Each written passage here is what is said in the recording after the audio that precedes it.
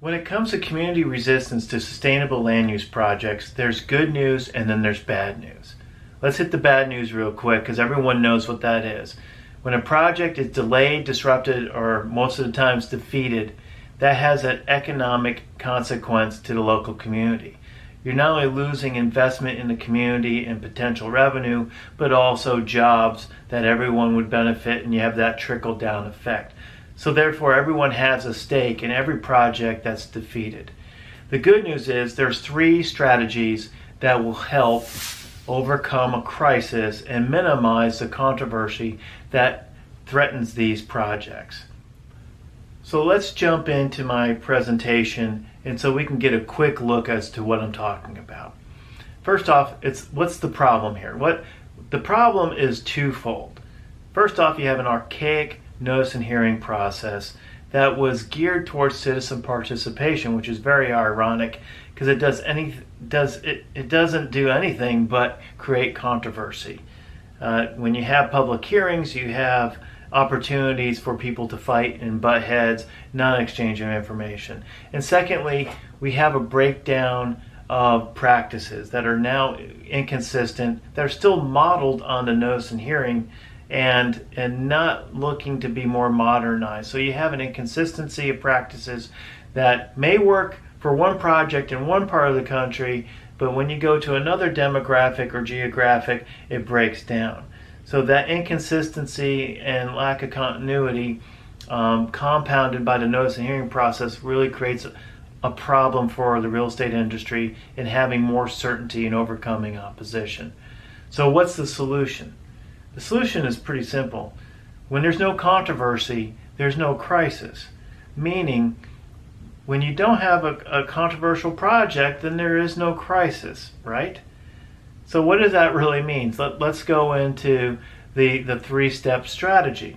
When I'm talking about minimizing, maximizing, and marginalizing, what we're talking about here is keeping a crisis from getting any further down the road and diffusing the controversy. So that's where we go into minimizing. Minimizing is minimizing that target's that's on your back, on the application's back, because that's where the crisis is focused. So that there's this stage of stepping back and not fostering the crisis, or at least fueling it.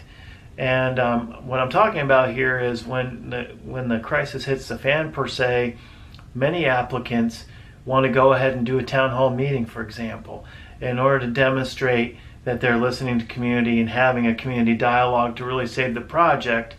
That's one of the worst things you can do, because as I said earlier, the problem with the notice and hearing process is there's platforms for controversy. Town hall meeting would be one of them. You'd be better advised of talking to your local realty board or home builders or chamber, where there's members who are more fact-driven versus emotionally driven. When you start minimizing, then you can start being more proactive and going out there by maximizing the resources that you have at play. What do I mean by that? First off is your reputation as a corporation or as a developer, the reputation of your allies who are there to be advocates, and they would be, natural allies would be such as home builders, realtors, chamber board members, merchants, homeowner association members, your civic groups such as Rotary and Kiwanis and so forth. There's a lot of opportunity to get third-party voices involved to justify and validate the merits of your project. So when you're engaging third parties and allies and diffusing the negative optics, then what you're doing then is going to the third point, and that is marginalizing that community resistance.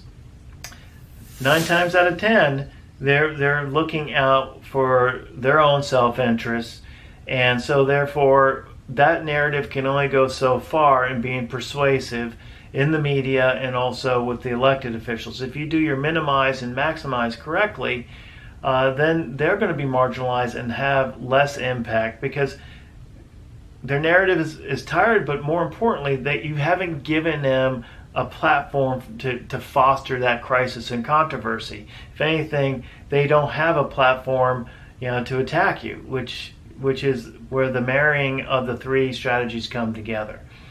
So what we're now talking about is with these three strategies, you're coming out with better best practices.